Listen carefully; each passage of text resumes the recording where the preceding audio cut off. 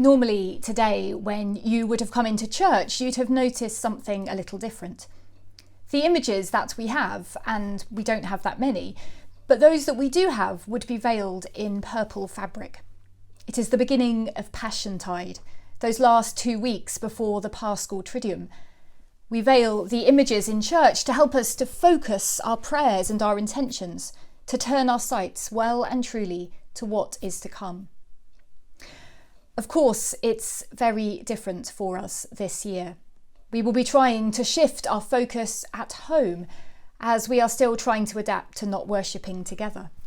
It's hard and difficult for all of us, but spending some time with today's gospel reading might help us to think about what is to come and what it means. Now a certain man was ill, Lazarus of Bethany, the village of Mary and her sister Martha. Mary was the one who anointed the Lord with perfume and wiped his feet with her hair. Her brother Lazarus was ill. So the sisters sent a message to Jesus. "Lord, he whom you love is ill." But when Jesus heard it, he said, "This illness does not lead to death. Rather it is for God's glory, so that the Son of Man may be glorified through it." Accordingly, though Jesus loved Martha and her sister and Lazarus, after having heard that Lazarus was ill, he stayed 2 days longer in the place where he was.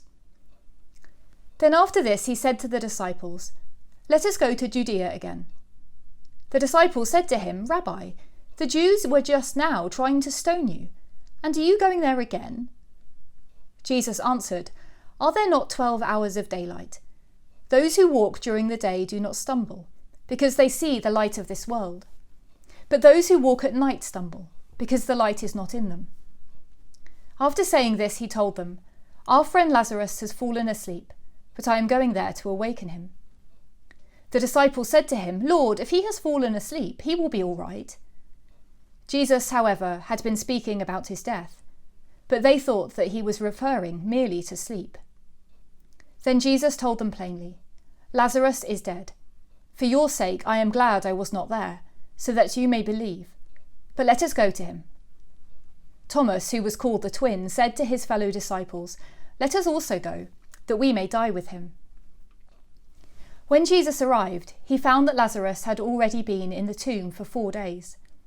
Now Bethany was near Jerusalem, some 2 miles away, and many of the Jews had come to Martha and Mary to console them about their brother. When Martha heard that Jesus was coming, she went and met him, while Mary stayed at home. Martha said to Jesus, "Lord, if you had been here, my brother would not have died.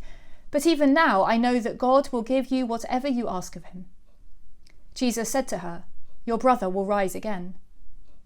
Martha said to him, "I know that he will rise again in the resurrection on the last day." Jesus said to her, "I am the resurrection and the life. Those who believe in me, even though they die, will live, and everyone who lives and believes in me will never die. Do you believe this?" She said to him, "Yes, Lord, I believe that you are the Messiah, the Son of God, the one coming into the world." When she had said this, she went back and called her sister Mary, and told her privately, "The teacher is here and is calling for you." And when she heard it, she got up quickly and went to him. Now Jesus had not yet come to the village, but was still at the place where Martha had met him. The Jews who were with her in the house, consoling her, saw Mary get up and quickly go out. They followed her, because they thought that she was going to the tomb to weep there. When Mary came where Jesus was and saw him, she knelt at his feet and said to him, "Lord, if you had been here, my brother would not have died." When Jesus saw her weeping, and the Jews who came with her also weeping, he was greatly disturbed in spirit and deeply moved. He said, "Where have you laid him?" They said to him, "Lord, come and see." Jesus began to weep. So the Jews said, "See how he loved him." But some of them said, "Could not he who opened the eyes of the blind man have kept this man from dying?" Then Jesus, again greatly disturbed, came to the tomb.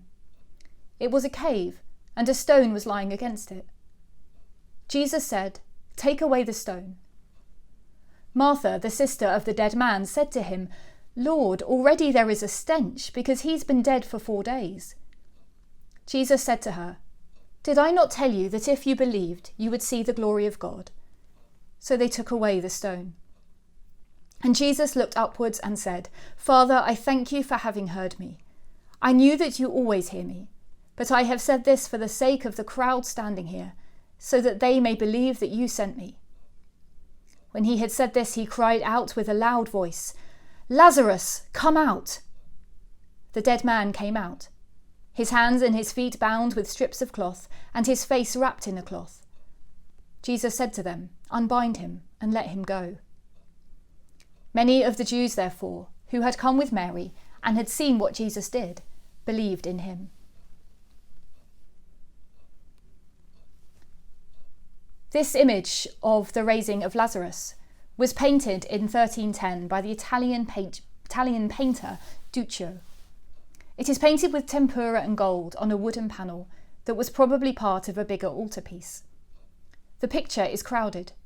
Huge numbers of people appear to be around the tomb, desperate to see what's happening. Some near the tomb cover their mouths for the smell. Mary kneels at Jesus' feet and Martha stands close by. Jesus in the foreground, his halo standing out, and his arm reaching towards the tomb in a bold gesture.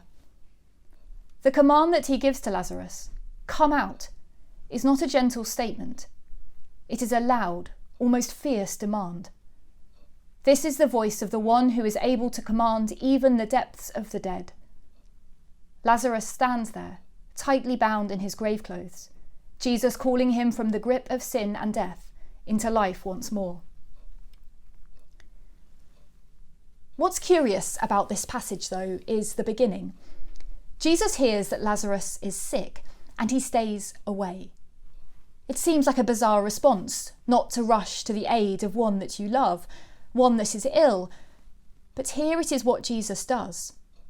Out of love for his friend, he doesn't go.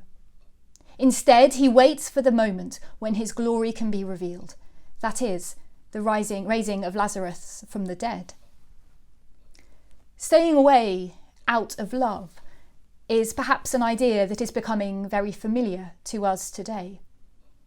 Many of us are being told to stay away from the ones we love to protect them, and us, from an indiscriminate and invisible virus. The distance that we're placing between ourselves and the outside world is at this time very evocative of the distance that Jesus places between himself and Lazarus when Jesus first hears that he's ill. Learning to find love in absence is something that we may know about in theory anyway. That common phrase, "absence makes the heart grow fonder," is one that will be familiar to many of us. Where love has always been able to express itself in a hug, a peck on the cheek, a hand on a shoulder, a gossip over a cup of tea, must now find new ways to make itself known. In a phone call, a text, an email, an old-fashioned letter. There is a lot of love to be found in absence and in distance. It may be a love that is painful at times, but it is a love as real and as genuine as the love found in presence. When Jesus commands Lazarus to come out, the love that he has been holding in distance finds itself once more in the physical presence. Through pain and separation, distance and death, love and life have had the last word.